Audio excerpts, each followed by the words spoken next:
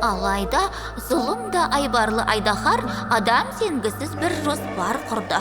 Жұлдызды аспанға көтерілуі тиіс таңдаулы да мәртебелі өзге аңдарды алдап, 12 жыл бойында жұлдыздардың арасында жалғыз қалмақ. Осылайша барша 12 аңның күшін өз бойына жимақ.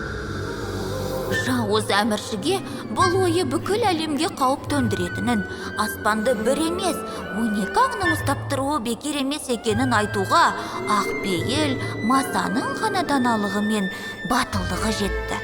Алайда айдаһар Масаның сөзіне құлақ аспай, байғұсты тастап кетті. Ол бар күшін салып әлемді құтқарғысы, өзіңді ақтап алуға тырыспа. Болды, түсіндім. Бес тәйтәйді көріңіздер. Сүйікті сериалыңызға жазылып, қоңырауды басыңыз. Жаңа бөлімдерді жіберіп алмау үшін